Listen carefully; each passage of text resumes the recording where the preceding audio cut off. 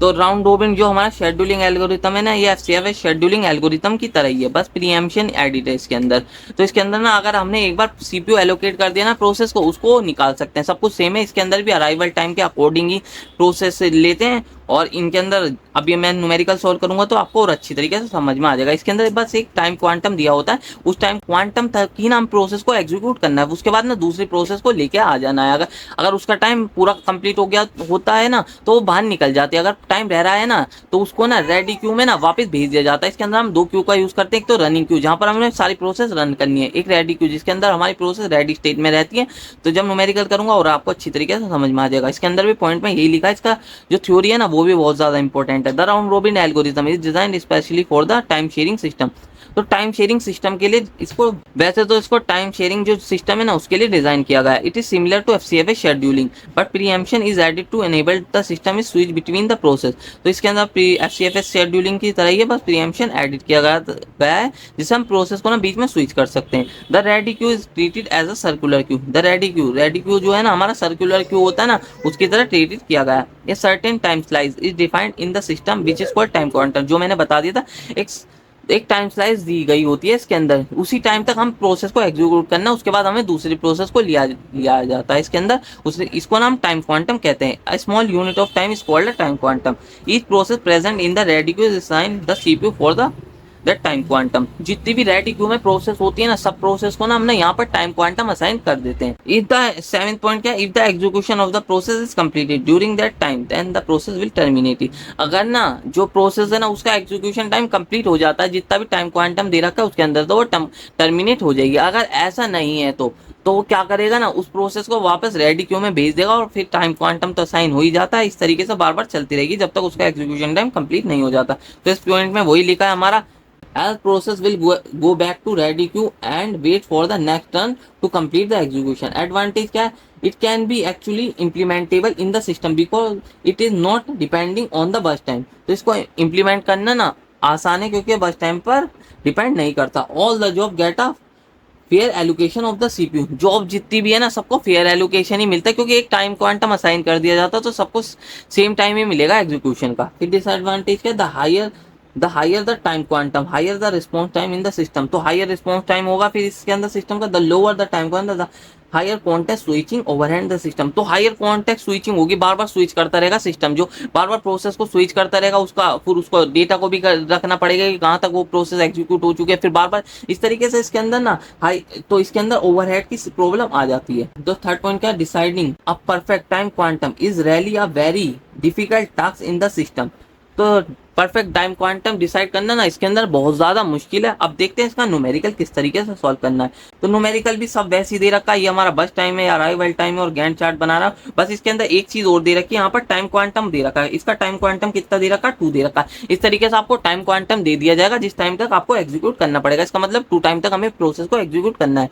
तो सबसे पहले तो हम वही देखेंगे, अराइवल टाइम के अकॉर्डिंग हमें सेव करना है। वैसे तो एफसीएफएस की तरफ ही है, बस ना इसके अंदर ना टाइम क्वांटम दे रखा है। बस वैसे तो सारी की सारी वो एफसीएफएस की तरह ही है। अब बस इसके अंदर एक प्रीमियम एडिट कर दिया और एक टाइम क्वांटम एडिट कर दिया। अब प्रोसेस 0 पर देखते हैं, 0 पर कौन सी प्रोसेस आ चुकी है। सब में पहले तो 0 पर हम रेडी क्यू में डालेंगे। रेडी क्यू में हमारे पास प्रोसेस P1 आ चुकी है, P1 आ चुकी है। P1 को हमें अब एग्जीक्यूट करना है। इसके हम P1 को कितने टाइम के लिए एग्जीक्यूट करेंगे, वैसे तो सारा एफसीएफएस की तरह ही है, बस प्रीमियम में एडिट और एक टाइम क्वांटम दे रखा है। तो सब में पहले हमारी 0 पर क्या आ चुकी है, 2 आ चुकी है। वो 2 जो हमारा 2 क्वांटम दे रखा था टाइम क्वांटम, उस तक ही एग्जीक्यूट होगी। तो यहाँ पर P1 पर हमने इसको 2 क्वांटम तक एग्जीक्यूट करा, जो हमारा टाइम दे रखा टाइम क्वांटम उस तक एग्जीक्यूट करा। यहाँ पर हमने 0 से 2 तक इसको एग्जीक्यूट करा। फिर इसका जो बस टाइम रह जाएगा यहाँ पर 2 रह जाएगा। फिर हमने देखा 2 पर हमारे पास कोई प्रोसेस आ चुकी है, हाँ आ चुकी है। तो पहले तो बाद में इसको डालेंगे यहाँ से उठा के, क्योंकि इसका 2 टाइम रह रखा। पहले ना उसको ना हमने रेडी क्यू में डाल देंगे यहाँ पर। तो रेडी क्यू में इसको कितना टाइम मिलेगा, यहाँ पर 2 टाइम मिलेगा। रेडी क्यू में इसको कितना टाइम मिलेगा, यहाँ पर 2 टाइम मिलेगा। तो यहाँ पर क्या हो जाएगा, 4 हो जाएगा। 2 + 2 4 हो जाएगा। तो यहाँ पर फिर बाद में 2 रह रही है ना, फिर इसको इसके बाद डाल देंगे। अब यहाँ पर हम इस तरीके से उठा के, क्योंकि इसका ये और रनिंग क्यू में ना इसकी सारा डेटा सेव हो जाएगा कि कहाँ तक एग्जीक्यूट हो चुकी है। तो यहाँ पर अब हमारे पास आ गई P2 आ गई, वो 2 टाइम तक एग्जीक्यूट होगी, 4 तक हो जाएगी, ठीक है। फिर उसके बाद देखा हमने 4 पर कितनी प्रोसेस आ चुकी है, हमारे पास तीनों की तीनों प्रोसेस आ चुकी है। तो इनको ये कैसे एग्जीक्यूट होंगी, अब इस टाइम जो P2 का टाइम बचा है वो कितना बचा है, 5 बचा है, ठीक है, 5 बचा है। और पहले तो हम ना सारी की सारी प्रोसेस को 1 बाय 1 करके डाल देंगे, क्योंकि ना इसके अंदर क्या डालना है, इसके अंदर अराइवल टाइम के अकॉर्डिंग ही सॉल्व करना है। जिसका अराइवल टाइम कम होगा ना उसे पहले डाल दिया जाएगा। तो पहले हम P3 को डालेंगे, फिर P4 को डालेंगे यहाँ पर, फिर P5 को डालेंगे, इस तरीके से हम डाल देंगे यहाँ पर। अब इनका ये भी लिखने की जरूरत है नहीं आपको, ये वैसे मैंने आपको लिख के दिखा रहा था, यहाँ पर लिखने की जरूरत नहीं है, बस रनिंग क्यू का ये लिखने की जरूरत है यहाँ पर। फिर P1 को देखते हैं, आप P1 एग्जीक्यूट होगी, P1 हमने एग्जीक्यूट करी यहाँ पर 2 सेकंड के लिए, तो 2 के टाइम के लिए एग्जीक्यूट होगी, यहाँ पर ये बच होगा 6, और इसका पूरा टाइम एग्जीक्यूशन हो गया कंप्लीट। और यहाँ पर पहले 2 को भी उठा के डाल देते हैं, क्योंकि 2 रह रहा था ना पहले, जब हमारा 2 था ना, 2 को हमने 2 क्वांटम तक एग्जीक्यूट करा, 4 पर पहुंच गए हम, और इसका बस टाइम यहाँ पर बचा 5। पहले हम ना इन सब प्रोसेस को इसमें डाल देंगे रेडी क्यू में, बाद में डालते हैं यहाँ से उठा के उसे। तो P2 को यहाँ पर हमने डाल दिया था बाद में। अब फिर उसके बाद हम देखते हैं, उसके बाद हम जो ये 2 तो हमारी एग्जीक्यूट हो चुकी थी, फिर हमारे पास P3 थी, अब P1 थी, P1 को हमने देखा, P1 को हमने इसके अंदर डाल दिया। अब इसका टाइम तक एग्जीक्यूट होगी, 2 क्वांटम तक एग्जीक्यूट होगी, तो ये 6 तक पहुंच गई। फिर यहाँ पर इसका एग्जीक्यूशन टाइम हो गया कंप्लीट, ठीक है, पूरा कंप्लीट हो गया। फिर उसके बाद तो हमारे पास कोई और सी प्रोसेस है ही नहीं, अब इन्हीं को सॉल्व करना है हमें। अब फिर हम इसके बाद है P3 का टाइम, तो P3 को हम यहाँ पर लिया है, P3 कितने टाइम तक एग्जीक्यूट होगी, 2 टाइम तक एग्जीक्यूट होगी, तो 8 तक पहुंच जाएंगे हम यहाँ पर। P3 जो हमारी है 2 टाइम तक एग्जीक्यूट होगी यहाँ पर। और P3 फिर इसका जो टाइम बचेगा ना P3 का, वो कितना बचा, 1 बचा, 1 बचा। इसके बाद ना हमारी जो और फिर इसको यहाँ से उठा के ना, क्योंकि 1 तो रह रही है, इसको यहाँ पर डाल देंगे अब यहाँ पर। और फिर उसके अब तो आगे के हमारे पास कोई प्रोसेस है ही नहीं, जो हम इसके अंदर आगे डालेंगे। अब इन्हीं प्रोसेस को हमें सॉल्व करना। अब P4 को देखते हैं, अब P4 को हमने इसके अंदर उठा के डाल दिया, ये भी 2 क्वांटम तक एग्जीक्यूट होगी यहाँ पर। 2 जो हमारा क्वांटम दे रखा है ना, टाइम क्वांटम, उसी तक ये एग्जीक्यूट होगी यहाँ पर। तो 2 क्वांटम तक एग्जीक्यूट की, और इसका जो अब हमारा P4 का कितना बचेगा, इसका भी 1 बचेगा। और फिर इसको भी यहाँ पर फिर वापस उठा के डाल देंगे, जब तक ये पूरी एग्जीक्यूट नहीं होने की ना, बार बार हम इसको 2 क्वांटम तक चलाते रहेंगे। 2 टाइम जो हमारा 2 टाइम क्वांटम था ना, उस तक चलाते रहेंगे। अब P5 को देखा, P5 को देखते हैं, P5 हमारी, अब P5 को इसके अंदर डालते देते हैं, और ये कितने टाइम तक एग्जीक्यूट होगी, 2 टाइम क्वांटम तक एग्जीक्यूट होगी। तो 2 टाइम क्वांटम तक एग्जीक्यूट होने के बाद इसका कितना बस टाइम बचा, 3 बचा, 3 बचा बस टाइम। अब इसको फिर से यहाँ पर उठा के डाल देंगे। अब P2 को देखते हैं, P2 को एग्जीक्यूट करते हैं, P2 को देखते हैं यहाँ पर हम। तो अब हमारा P2 आ गया, P5 के बाद जो हमारा आ गया P2 आ गया। P2 हमारा कितना टाइम रह रहा था, 5 रह रहा अभी बस टाइम। इसको 2 क्वांटम तक चलाएंगे हम यहाँ पर, इसका 14 तक पहुंच जाएगा, उसका बस टाइम कितना रह जाएगा, 3 रह जाएगा। और फिर इसको उठा के यहाँ पर वापस डाल देंगे P2 को, अभी क्योंकि इसका बस टाइम कंप्लीट नहीं हुआ। फिर उसके बाद आया P3, P3 का कह रहा है कितना रह रहा है, 1 बस टाइम रह रहा है। तो हम इसको 2 क्वांटम की जगह 1 तक ही चलाएंगे, क्योंकि ना 1 जो हमारा टाइम है फिर वेस्ट होएगा, इसलिए 1 तक ही से चलाएंगे। P3 को यहाँ पर हमने 1 तक चलाया, तो ये हो गया हमारा 15, और ये पूरा एग्जीक्यूट हो गया, इसका ये पूरा खत्म हो गया। P3 इससे बाहर निकल जाएगा, टर्मिनेट हो जाएगा। P3 के बाद हमारा क्या है, P4 कितना रह रहा है, 1 रह रहा है, तो ये भी 1 तक ही चलेगा 16 तक, और ये भी पूरा एग्जीक्यूट होकर बाहर हो जाएगा यहाँ पर। फिर हमारा लास्ट जो रह रहा है अब हमारा P5 रह रहा है। P5 का कितना बस टाइम रह रहा है, 3 रह रहा है। तो अब हम P5 को इसके अंदर डालेंगे। P5 को इसके अंदर डालने के बाद ना यहाँ पर अब हम देखेंगे इसको भी हम कितने तक चलाएंगे, 2 तक चलाएंगे, क्योंकि इसका कितना रह रहा है, 3 रह रहा है। तो अब इसका कितना बचा, 1 बचा। इसके बाद फिर इसको वापस डाल देंगे, क्योंकि अभी तो इसका 1 रह रहा है, तो इसको वापस इसमें डाल दे रेडी क्यू में। फिर उसके बाद देखते हैं ना, अब हमारे पास 2 है, 2 का हमारा कितना बस टाइम रह रहा है, 3 रह रहा है। अभी फिर से हमने 2 को 2 क्वांटम तक एग्जीक्यूट करा। फिर इसका अब की बार बस टाइम कितना रह गया, 2 रह, इसका 1 रह गया, और इसको उठा के वापस किस में डाल देंगे, रेडी क्यू में। अब देखते हैं P5 को एग्जीक्यूट करेंगे। P5 को देखेंगे 1 रह रहा, तो अब इसको कहाँ तक चलाएंगे, 1 तक ही चलाएंगे ना यहाँ पर अब हम। तो ये कितने तक चलेगा, 2 तक, क्योंकि जब हमारा 1 टाइम तक एग्जीक्यूट करना है, इसका 1 बस टाइम रह रहा है, तो इतना ज्यादा क्यों चलाएंगे हम। फिर लास्ट में हमारा कितना रह रहा है, अब हमारे पास लास्ट में P2 ही रह रहा है। P2 को यहाँ पर एग्जीक्यूट करेंगे, और कितना रह रहा है इसका बस टाइम, ये रह रहा है 1, और इसका भी कट के 0 हो जाएगा। P5 का तो पहले 0 हो गया। P2 का भी हमारे पास कितना हो जाएगा, अब 0 हो जाएगा बस टाइम, और ये कितना हो गया हमारा, P2 पूरा एग्जीक्यूट हो जाएगा 22 तक। तो इस टाइप से इसका गैंट चार्ट बनाना है। इसके अंदर रनिंग क्यू और रेडी क्यू बनेंगे। यहाँ पर इसको लिखने की जरूरत नहीं है, वैसे मैं लिख के बता रहा था, पर इस तरीके से आपको इस तरीके से रेडी क्यू बनाएंगे और रनिंग क्यू बनाएंगे, तभी आपका सही होगा, वरना इसका रनिंग क्यू जो है ना आपका, वो सही तरीके से नहीं बनेगा, आंसर गलत होने के चांसेस बहुत ज्यादा रहेंगे। इस तरीके से आपको इसको सॉल्व करना है। अब देखते हैं इसके अंदर इसका कंपाइलेशन टाइम कैसे निकलेगा। कंपाइलेशन टाइम वही होता है जिस टाइम ना वो पूरी प्रोसेस एग्जीक्यूट हो चुकी है। P5 ना लास्ट में कब आ रहा है, पूरा जो P5 जो पूरा जब लास्ट में एग्जीक्यूट हुआ है, पूरा जब कंप्लीट हुआ है 21 पे वो पूरा कंप्लीट हुआ है, तो 21 आ गया P5 का। और फिर P4 पूरा कब कंप्लीट हुआ है, यहाँ पर लास्ट में देखेंगे P4 कब कंप्लीट हुआ है, 16 पर पूरा जाके कंप्लीट हुआ है। फिर यहाँ पर देखते हैं हम, यहाँ पर फिर P3 पूरा कब एग्जीक्यूट हुआ है, यहाँ पर 15 पर पूरा एग्जीक्यूट हुआ है।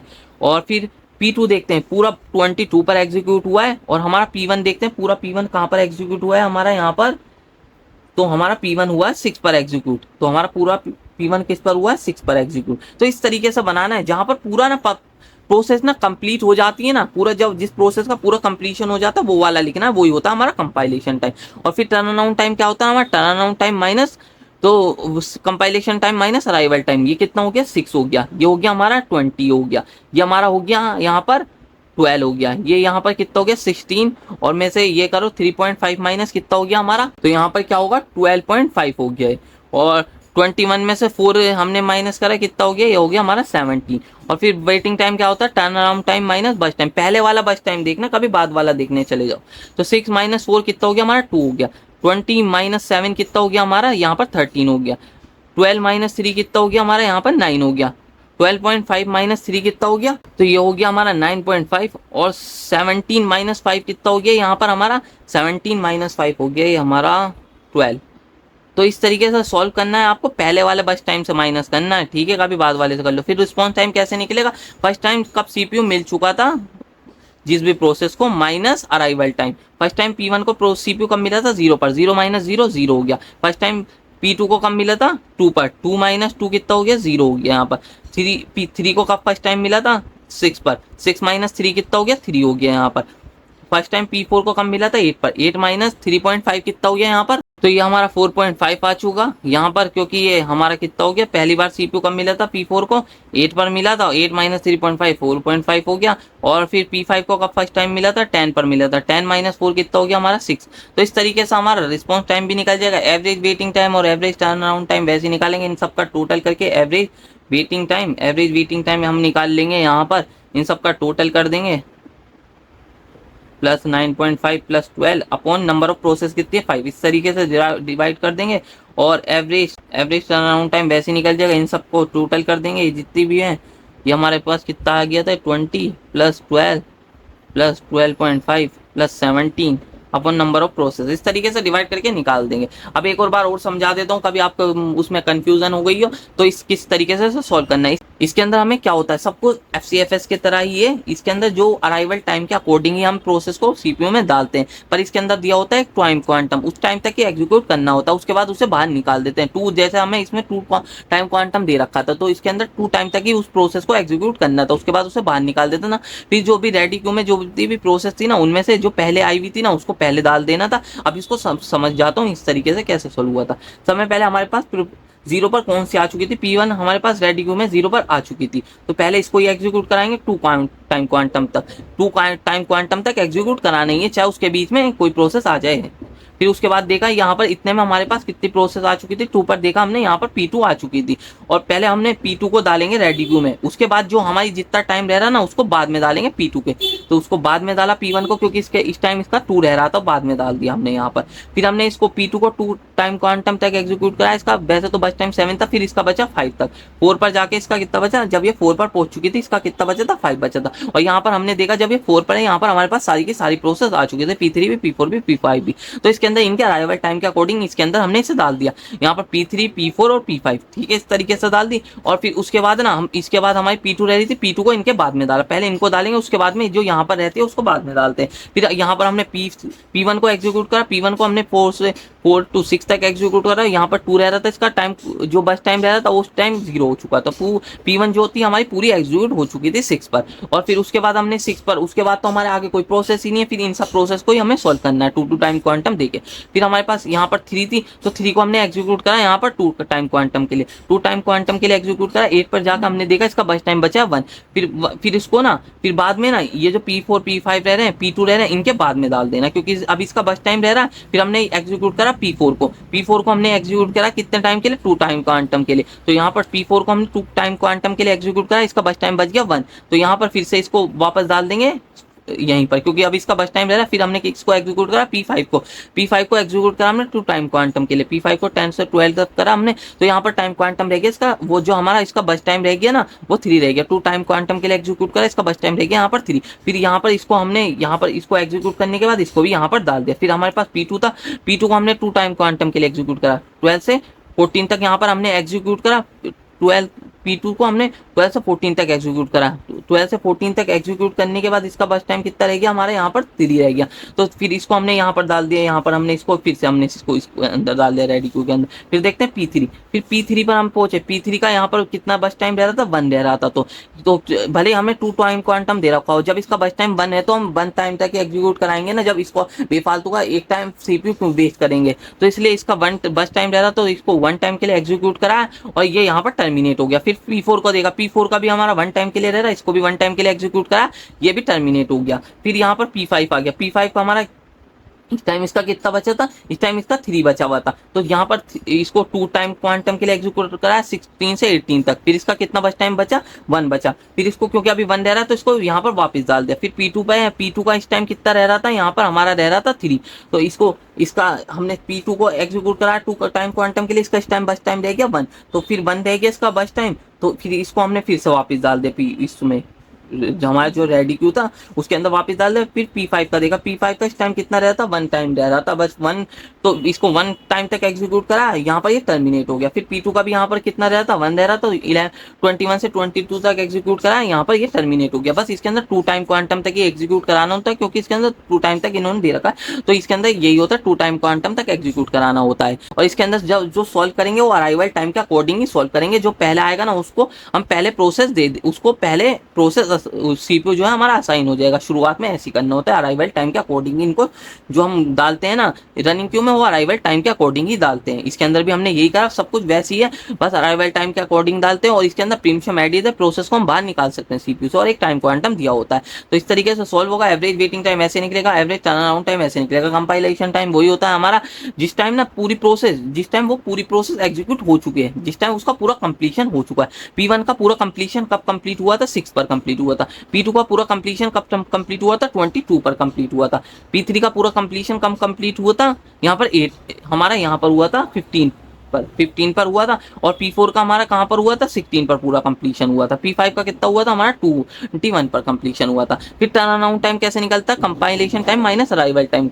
तो प्रोसेस P1 का कंपाइलेशन टाइम कितना, 6 माइनस 0 कितना हो गया, 6। और P2 का 22 माइनस 2 20 हो गया, 15 माइनस 3 12 हो गया, 16 माइनस 3.5 कितना हो गया, 12.5 हो गया। 21 माइनस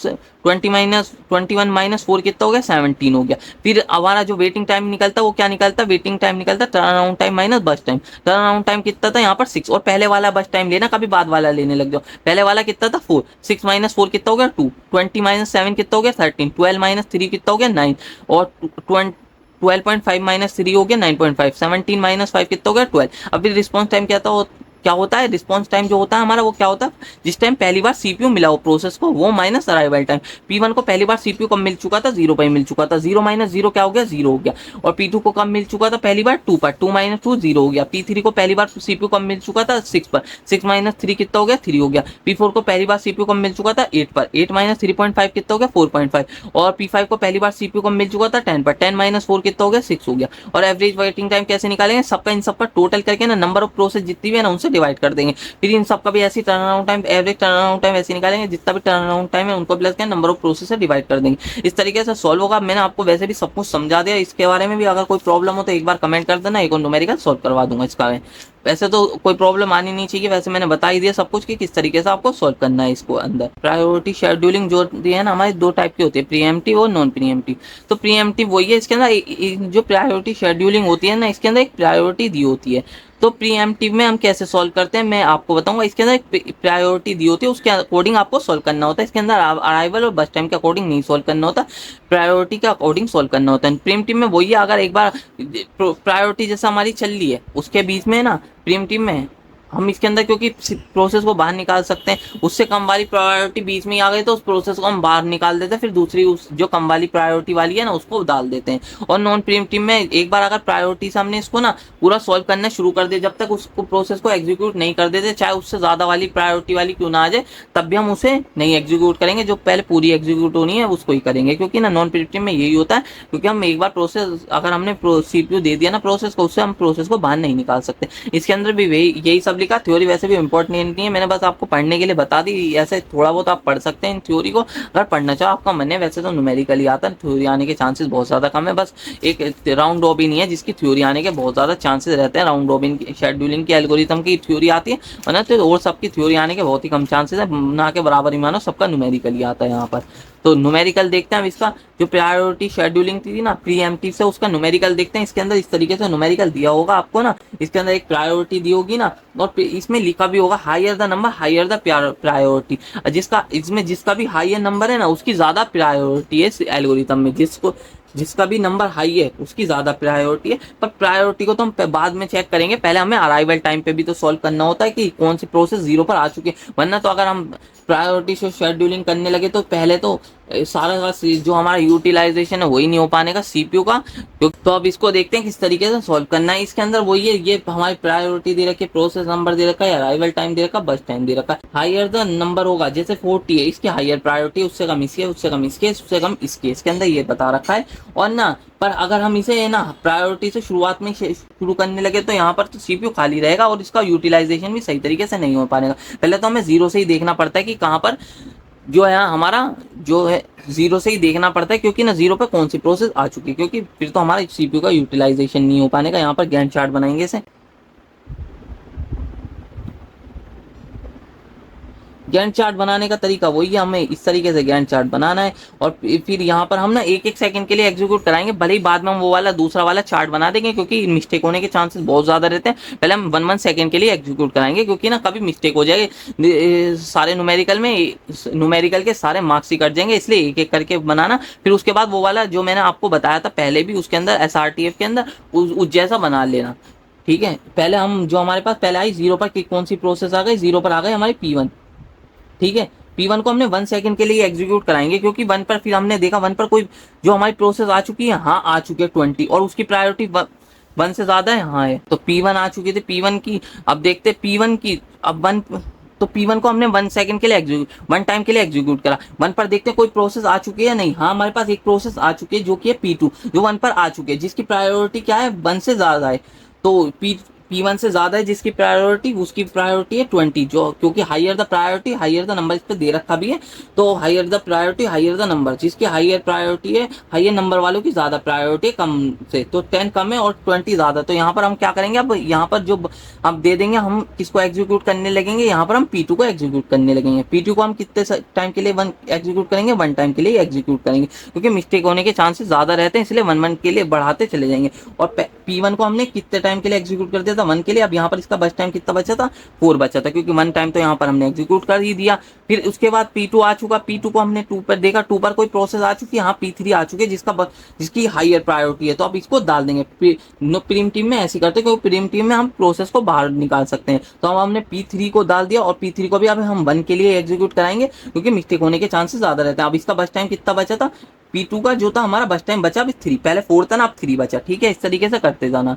P3 अब हमने P3 को 1 के लिए बढ़ाया यहाँ पर, तो यहाँ पर हम 3 पर पहुंच गए। 3 पर देखा हमने कोई प्रोसेस आई है, नहीं आई है, तो P3 को हम एक और बार एग्जीक्यूट करा देंगे। अब इसका बस टाइम कितना रह जाएगा, पहले तो 2 था फिर 1 रह जाएगा। P3 को हमने एक और टाइम के लिए एग्जीक्यूट कराया, यहाँ पर हो गया 4 पर पहुंच गया। 4 पर अभी हमारे पास प्रोसेस आ चुके हैं, पर इसका बस टाइम हो चुका है 0। तो P3 को तो हमें आगे एग्जीक्यूट कराना ही नहीं है, और P4 की हमारी सब में ज्यादा प्रायोरिटी है, तो P4 को हम यहाँ पर एग्जीक्यूट करा देंगे। P4 को हम यहाँ पर एग्जीक्यूट कराएंगे। P4 को हम कब तक एग्जीक्यूट कराएंगे, P4 का बस टाइम कितना है, P4 का बस टाइम दे रखा है यहाँ पर 1। P4 का तो यहाँ पर 1 ही बस टाइम दे रखा है, तो P4 को भी 1 टाइम के लिए एग्जीक्यूट कराया, और यहाँ पर ये P4 हमारा पूरा कंप्लीट हो चुका। और उसके बाद हम देखते हैं इन दोनों में, अब हमारी P1 और P2 बची है। P1 के जो बस टाइम है वो कितना दे रखा, 4 दे रखा, और P2 का कितना दे रखा, 3 दे रखा बस टाइम। इस टाइम जो P1 का जो बस टाइम बचा है 4 है, और P2 का 3 है। तो इन दोनों में से हायर प्रायोरिटी किसकी है, हायर प्रायोरिटी है इन दोनों में से P2 की, क्योंकि higher the number higher the priority, तो 20 ज़्यादा प्रायोरिटी है 10 से, तो यहाँ पर 20 प्रायोरिटी ज़्यादा है, तो यहाँ पर हम P2 जो है ना हमारा, उसको हम ना यहाँ पर CPU एलोकेट कर देंगे यहाँ पर, और ये पूरा एग्जीक्यूट होगा, क्योंकि अब तो अब आ गया हमारे पास कोई प्रोसेस ही नहीं, हम इसे डायरेक्ट कर सकते हैं 3 टाइम के लिए पूरा का पूरा एग्जीक्यूट कर देंगे। 3 बस टाइम रह रहा है क्योंकि इसकी हायर प्रायोरिटी उससे, तो यहाँ पर हमने क्या कर दिया, इसको एग्जीक्यूट कर देंगे। यहाँ पर P2 को हमने कितने टाइम पूरा एग्जीक्यूट करने में कहाँ पर पहुंच गए हम 8 पर, और उसके बाद हमारा जो बचा ना, अब हमारा P1 ही रह रहा है, P1 4 रह रहा है, अब इसके बाद कोई प्रोसेस नहीं है, तो P1 को डायरेक्ट हम 4 टाइम के लिए एग्जीक्यूट कर देंगे। तो यहाँ पर हो गया हमारा P4 और यहाँ पर हो गया ये हमारा 12। तो इस तरीके से एग्जीक्यूट कर देना है। फिर उसके बाद है ना, इस तरीके से बनाने के बाद फिर आप ना वो जैसे मैंने पहले बताया था गैंट चार्ट डायरेक्ट वैसे भी बना सकते हैं, क्योंकि अगर एक एक करके नहीं बढ़ाएंगे तो न्यूमेरिकल में गड़बड़ होने के चांसेस ज़्यादा रहेंगे। तो इस तरीके से इसलिए मैं करवाता हूँ, क्योंकि ताकि गड़बड़ न्यूमेरिकल में ना हो। उसके बाद आप वही वाला गैंट चार्ट बना सकते हैं कि P1 जो कितने तक एग्जीक्यूट हुई, पहले तो P1 0 से 1 तक एग्जीक्यूट हुई, और P2 कहाँ से कहाँ तक एग्जीक्यूट हुई, पहले 2 तक एग्जीक्यूट हुई P2, और P3 कहाँ तक एग्जीक्यूट हुई, 2 से 4 तक डायरेक्ट एग्जीक्यूट हुई। फिर उसके बाद हमारी कौन सी एग्जीक्यूट हुई, P4 एग्जीक्यूट हुई। P4 कहाँ कहाँ तक एग्जीक्यूट हुई हमारी, ये हमारी P1 है, जो ये हमारी लास्ट वाली P1 है। P1 पूरी एग्जीक्यूट हुई, क्योंकि लास्ट में हमारा 4 बस टाइम रह रहा था, तो P4 कितने टाइम तक एग्जीक्यूट होगी, 4 टाइम तक। फिर बाद में हम ऐसे ही बना सकते हैं, क्योंकि डायरेक्ट P4 फिर हमारी कहाँ से कहाँ तक एग्जीक्यूट हुई थी, 4 से 5 तक एग्जीक्यूट हुई थी, तो यहाँ पर हमने ये बना दिया। और फिर उसके बाद P2 हमारी कहाँ से कहाँ तक एग्जीक्यूट हुई थी, 5 से 8 तक, इसे बना दिया। और P1 हमारी कहाँ से कहाँ तक एग्जीक्यूट हुई थी, 12 तक। इस तरीके से आप बना देंगे। पहले तो एक एक करके ही बढ़ाना है, क्योंकि मैंने बता ही दिया, क्योंकि न्यूमेरिकल में गड़बड़ होने के चांसेस ज़्यादा रहते हैं। फिर यहाँ पर जो दोनों प्रोसेस थी ना, उनके बाद तो कोई प्रोसेस ऐसी थी नहीं जो आ सकती है, तो इसलिए मैंने डायरेक्ट P2 को एग्जीक्यूट करा दिया पूरा का पूरा, क्योंकि उससे हायर प्रायोरिटी किसी की है ही नहीं। और P1 के बाद तो कोई प्रोसेस है ही नहीं, इसलिए P1 को पूरा एग्जीक्यूट करा दिया। तो इस तरीके से यहाँ पर इसलिए मैंने करा था। और फिर उसके बाद इस तरीके के गैंट चार्ट आप बना सकते हैं, पहले एक एक करके ही बढ़ाना, कभी गड़बड़ होने के चांसेस रहे हैं, तो इसलिए पहले इस तरीके, फिर बाद में इस तरीके से इसको कन्वर्ट कर लेना। P1 कहाँ से कहाँ तक गई, P1 कहाँ से कहाँ तक गई थी, 0 से 1 तक। P2 कहाँ से गए थे, 1 से 2 तक। और P3 फिर डायरेक्ट कहाँ से गई थी, 2 से 4 तक, तो 2 से 4 तक कर दिए यहाँ से, हमने 2 से 4 तक कर दिया ये रहा।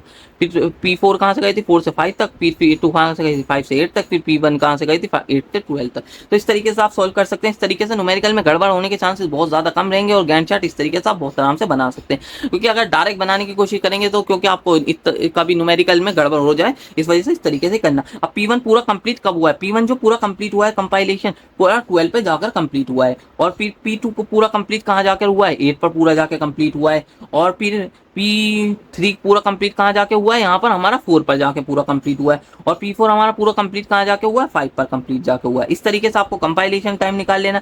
और फिर जो हमारा टर्न अराउंड टाइम क्या होता है, compilation time minus arrival time, 12 minus 0 12, 8 minus 1 7, 4 minus 2 2, 4 5 minus 4 1। फिर हमारा वेटिंग टाइम क्या होता है, टर्न अराउंड टाइम माइनस बस टाइम। पहले वाला बस टाइम देखना है, 12 माइनस 5 कितना हो गया हमारा, यहाँ पर 7 हो गया। फिर 7 माइनस 3 कितना हो गया, 4 हो गया यहाँ पर हमारा। और फिर हो गया हमारा यहाँ पर 4 हो गया, 7 माइनस 4, ये हो गया पहले वाला बस टाइम देखना, मैं बाद वाला नहीं। 7 माइनस 4 कितना हो गया हमारा, 3 हो गया यहाँ पर। फिर यहाँ पर हो गया हमारा टर्न अराउंड टाइम कितना था यहाँ पर हमारा, 2 माइनस 2, पहले वाला बस टाइम देखना, 2 माइनस 2 0 हो गया। फिर ये पहले वाला बस टाइम कितना था हमारा, 1 था। और टर्न अराउंड टाइम कितना, 1 1 माइनस 1 0। ठीक है, इस तरीके से सॉल्व कर लेना। रिस्पॉन्स टाइम भी मैंने आपको बता लिया था, जहाँ पर फर्स्ट टाइम CPU मिला वो माइनस अराइवल टाइम, उस तरीके से रिस्पॉन्स टाइम भी निकाल लेना। यहाँ पर जगह नहीं बची थी इसलिए मैंने बनाया नहीं, वैसे भी आपको आता ही होगा। और एवरेज वेटिंग टाइम भी वैसे ही निकलेगा। इन सबका टोटल करके ना, नंबर ऑफ प्रोसेस कितनी प्रोसेस है उनसे डिवाइड कर देंगे। यहाँ पर एवरेज वेटिंग टाइम ऐसे निकलेगा, नंबर ऑफ जितनी भी प्रोसेस दे रखी है ना, इन सबका टोटल करके इन सब का टोटल करके, जितना भी वेटिंग टाइम इन सब का टोटल करके नंबर ऑफ प्रोसेस है उससे डिवाइड कर देंगे। और एवरेज टर्न अराउंड टाइम भी ऐसे ही निकाल लेंगे। यहाँ पर जितना भी टर्न अराउंड टाइम है ना, उनका टोटल करके ना यहाँ पर हम, और जितने भी नंबर ऑफ प्रोसेस है उससे डिवाइड कर देंगे। और गैंट चार्ट इस तरीके से बना लेना, एक एक करके ही बढ़ाना, कभी गड़बड़ हो जाए आपसे। और फिर यहाँ पर जो हमारा प्रायोरिटी शेड्यूलिंग है ना, नॉन प्रीएम्प्टिव से, नॉन प्रीएम्प्टिव में ये जो हमें प्रोसेस दे रखी है, यहाँ पर हमें ये प्रोसेस दे रखी है, बहुत सारी प्रोसेस हैं वैसे भी। और फिर अब इनका भी गैंट चार्ट, इनका गैंट चार्ट हम डायरेक्ट बना सकते हैं, क्योंकि गैंट चार्ट हम डायरेक्ट बना सकते हैं, क्योंकि ये क्या है हमारी नॉन प्रिमिटिव है। इसके अंदर एक बार हमने सीपीयू एलोकेट कर दिया तो फिर उसे बाहर नहीं निकाल सकते। गड़बड़ होने के चांसेस वहां रहते हैं जहां प्रिमिटिव रहता है, क्योंकि इसमें हम जो प्रोसेस है ना उसे बाहर निकाल सकते हैं। प्रीएम्प्टिव जो होता है ना उसे हम प्रोसेस को बाहर निकाल सकते हैं सीपीयू से। अगर एक बार हमने एलोकेट भी कर दी प्रोसेस को जब भी बाहर निकाल सकते हैं। पर नॉन प्रिमिटिव ऐसा होता है जिसके अंदर अगर हमने सीपीयू एक बार एलोकेट कर दिया ना उसे हम बाहर नहीं निकाल सकते। तो हम इसका गैंट चार्ट देखते हैं किस तरीके से इसका गैंट चार्ट बनेगा और इसे किस तरीके से सॉल्व करना है।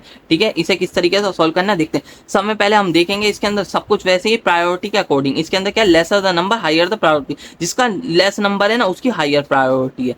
तो इसके अंदर पहले तो हम 0 पे देखेंगे, 0 पर कौन सी प्रोसेस आ चुकी है। 0 पर हमारे पास आ चुकी है यहाँ पर P1 पर इसके अंदर हम प्रोसेस को बाहर नहीं निकाल सकते, तो इसका पूरा का पूरा बस टाइम तक ये कंप्लीट होगी, क्योंकि ये क्या है हमारा नॉन प्रिमिटिव, इसलिए ये पूरी की पूरी एग्जीक्यूट होगी। यहाँ पर P1 को हमने 3 टाइम तक पूरा का पूरा एग्जीक्यूट कर दिया, तो P1 हमारी पूरी कंप्लीट हो चुकी है यहाँ पर। ठीक है, अराइवल टाइम इसका क्या था 0, क्योंकि पहले तो हम प्रायोरिटी देखने के नहीं, पहले तो अराइवल टाइम ही देखेंगे। 0 पर अगर कोई प्रोसेस आई नहीं तो पहले तो हम प्रोसेस ही देखेंगे कि हम पहले उसका अराइवल प्रायोरिटी देखने। प्रायोरिटी तब देखते हैं जब हमारे पास प्रोसेस में 2-3 प्रोसेस में गड़बड़ी हो, कि 2-3 प्रोसेस आ रही हो उनको फिर देखते हैं हम।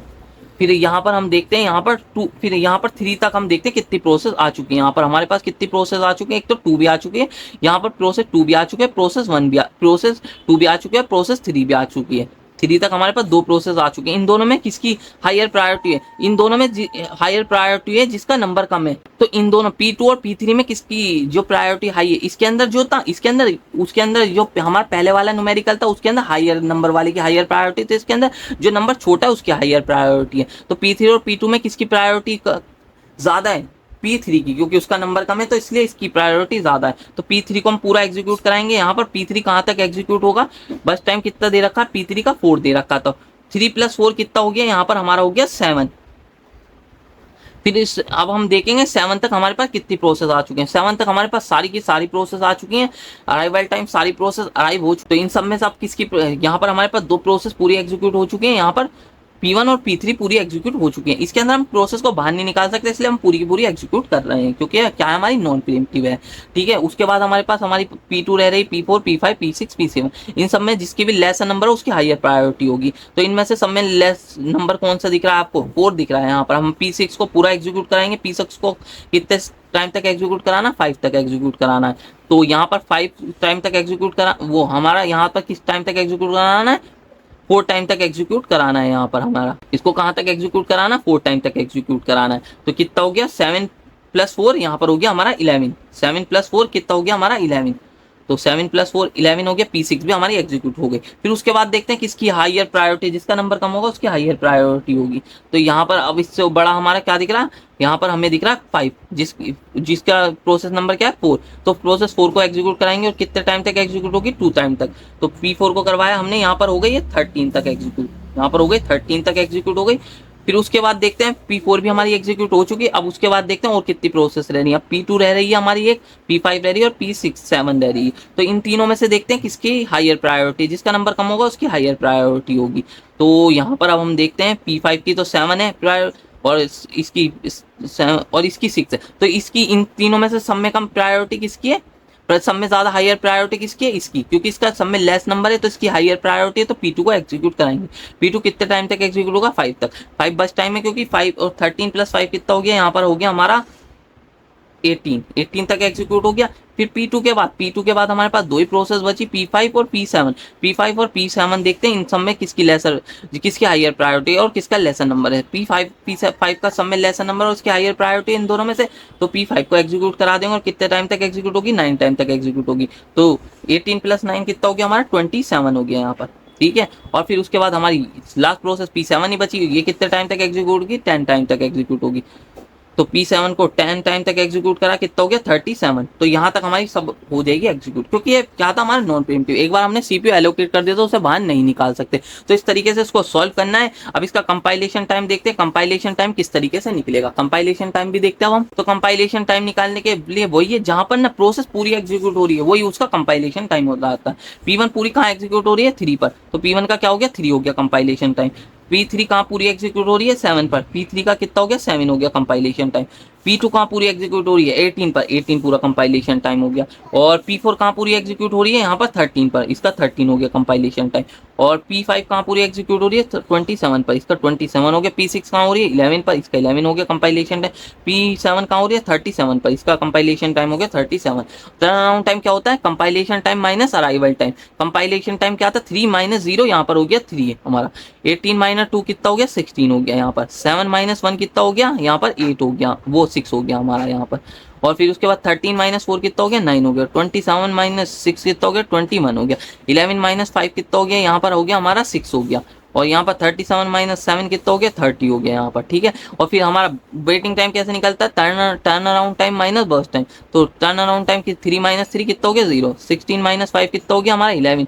6 माइनस 4 कितना हो गया यहाँ पर हमारा 2 हो गया। फिर यहाँ पर 9 माइनस 2 कितना हो गया यहाँ पर हमारा हो गया 7।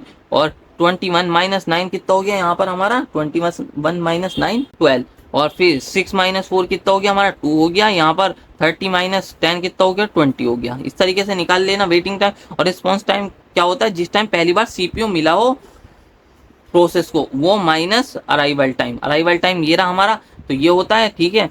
तो प्रोसेस को पहली बार सीपीयू कब मिला है यहाँ पर P1 को कब मिला है 0 पर मिल गया, और 0 इसका अराइवल टाइम था। प्रोसेस P2 को पहली बार सीपीयू कब मिला है 13 पर, और अराइवल टाइम क्या था 2 था, तो 11 हो गया ये हमारा। और फिर प्रोसेस 3 को कब पहली बार मिला 3 पर मिला, और इसका अराइवल टाइम क्या था 1 था, तो इसको क्या हो गया हमारा 2 हो गया है। और प्रोसेस P4 को कब मिला पहली बार सीपीयू 11 पर, और अराइवल टाइम क्या था 4 था, ये हो गया हमारा 7। और फिर P5 को हमारा प्रोसेस कब मिला पहली बार सीपीयू कब मिला 18 पर, और इसका अराइवल टाइम क्या था हमारा 6 था, तो ये कितना हो गया 12 हो गया। और उसके बाद हमारा P6 को कब मिला है सीपीयू 7 पर, उसको मिलना कितने पर था 5 पर, तो इसका हो गया हमारा 2 हो गया। और फिर P7 का पहली बार सीपीयू को मिला 27 पर, और इसका कितना हो गया अराइवल टाइम था तो 20। इस तरीके से आपको निकाल लेना। और एवरेज वेटिंग टाइम निकालने का तरीका वही है हमारा जो था, एवरेज वेटिंग टाइम वैसे ही निकलेगा,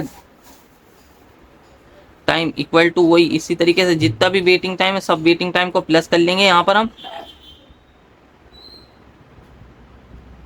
और जितने भी नंबर ऑफ प्रोसेस है कितनी है 7 है उनसे डिवाइड कर देंगे। और एवरेज टर्न अराउंड टाइम भी वैसे ही निकलेगा यहाँ पर हमारा, तो ये भी वैसे ही निकलेगा, जितना भी टर्न अराउंड टाइम दे रखा वो उसको प्लस कर लेंगे, नंबर ऑफ प्रोसेस जितनी भी दे रखी है उससे डिवाइड कर देंगे। एक और बार और समझा देता हूँ कि इसके अंदर क्या करना होता है, कभी आपको कोई कंफ्यूजन हो तो एक और बार और समझा देता हूँ मैं यहाँ पर आपको। तो इसके अंदर क्या होता है ना, इसके अंदर भी हम प्रायोरिटी के अकॉर्डिंग सॉल्व करते हैं। प्रायोरिटी लिखा होगा lesser the number higher the priority, higher the number higher the priority, वहां पर मेंशन किया होगा कि कौन से लेसन जिसका लेस नंबर है उसकी हायर प्रायोरिटी है, जिसका हाई नंबर है उसकी हायर प्रायोरिटी है, ऐसे लिखा होगा यहाँ पर। और फिर ना उसके हिसाब से आपको सॉल्व करते चले जाना। इसके अंदर क्या नॉन प्रिमिटिव है, तो एक बार अगर हमने प्रोसेस वो वाली डाल दी ना सीपीयू के अंदर, चाहे उसकी इससे हायर प्रायोरिटी वाली प्रोसेस क्यों ना आ जाए, पर हम उसको पूरा एग्जीक्यूट करते हैं नॉन प्रिमिटिव में, क्योंकि इससे बाहर नहीं निकाल सकते नॉन प्रिमिटिव में सीपीयू को प्रोसेस को। तो इस तरीके से इनको सॉल्व कर लेना। एक और बार बता दिया मैंने, इस तरीके से आपको सोल्व करना बहुत ईजी है, ठीक है। इस तरीके से आपको सोल्व कर लेना। इसको गैंट चार्ट ऐसे बनेगा। प्रॉब्लम प्रिमिटिव में आती है क्योंकि उसके अंदर ना हमें ना प्रोसेस को बार बार बाहर निकालना पड़ता है, इसलिए मैं कहता हूँ, इसलिए ना आपको एक एक करके एक टाइम ही बढ़ाना है, क्योंकि ना फिर ना आपको गड़बड़ होने के चांसेस बहुत ज्यादा कम रहेंगे। ऐसे डायरेक्ट ऐसे ही करने लगे जैसे आप 2 से 4 पे पहुंच जाएंगे, जैसे बाद में इसको भले भले ही बाद में आपको इस तरीके से बना देना, पर ना पहले एक एक करके करना, वरना गड़बड़ होने के चांसेस ज्यादा रहते हैं प्रिमिटिव में, इसलिए एक एक करके करना। इस तरीके से आपको सोल्व कर लेना है इसको। अब देखते हैं जो हमारा यूनिवर्सिटी में न्यूमेरिकल आया हुआ है। न्यूमेरिकल जो है ना हमारा यूनिवर्सिटी में ये आया हुआ है, explain the various CPU scheduling technique with Gantt chart clearly as indicate the process name arrival time process time for following. इस तरीके से भी न्यूमेरिकल आ सकता है। न्यूमेरिकल सॉल्व करने का तरीका वही है। सब में पहले क्या आएगा यहाँ पर, जो हमारी ये है ना प्रोसेस, जो हमारी ये है प्रोसेस, जिसको सॉल्व करने का तरीका वही है। तो सब में पहले हमारी प्रोसेस दे रखी है, फिर हमारा क्या दे रखा है यहाँ पर अराइवल टाइम दे रखा है, फिर क्या दे रखा है यहाँ पर हमारा बर्स्ट टाइम दे रखा है। Arrival time process time, process time किसे कहते हैं बर्स्ट टाइम को ही प्रोसेस टाइम कहते हैं। यहाँ पर भी लिख भी देता हूँ, प्रोसेस टाइम को ही क्या कहते हैं बर्स्ट टाइम देते हैं कहते हैं, ठीक है। कभी आप कंफ्यूज हो जाओ इसलिए मैंने आपको बता दिया। तो पहले क्या था ए, ये हमारे प्रोसेस के नेम है, बी सी और D, A B C D. जो फर्स्ट लिखा प्रोसेस के नेम, जो बीच में लिखे वो क्या अराइवल टाइम, क्योंकि लिख रखा है process name arrival time process time. Arrival time कितना है, पहले वाले का 0 है, दूसरी वाली का हमारा 2 है, तीसरी वाली का 3 है और इसका 2 है। ठीक है, उसके बाद जो हमारा अगला है प्रोसेस टाइम या बस टाइम, जो दे रखा है इसका पहली वाली का 4 दे रखा है और सेकंड वाली का 7 दे रखा है, फिर थर्ड वाली का 2 दे रखा है, फिर इस वाली का ये दे रखा है। इस तरीके से ही दे रखा है, सॉल्व कर लेना, इस तरीके से ही होगा। कभी आप, मैंने बता भी दिया, इस तरीके से अगर यूनिवर्सिटी में न्यूमेरिकल आ जाता है इस तरीके से आपको बना लेना, पहले आपको इस तरीके से इसकी टेबल बना लेनी है, फिर उसके बाद सॉल्व कर लेना। इस तरीके से ये होता है, कभी इस टाइप से भी लिख के दे सकता है कि उस टाइप से ना लिख के, जैसे मैंने बताया इस टाइप से भी न्यूमेरिकल में दे सकता है, इसलिए आप कर देना। मैंने FCFS बता ही दिया था, SRT बता दिया था, जो कि क्या होता है हमारा प्रिमिटिव होता है, जिसका नाम CPU से ना प्रोसेस को बाहर निकाल सकते हैं। तो इस तरीके से आपको सॉल्व करने ना। अगर आपको वीडियो अच्छी लगी हो तो वीडियो को लाइक और चैनल को सब्सक्राइब कर लीजिए। हम मिलते हैं इसी तरीके की नेक्स्ट वीडियो में।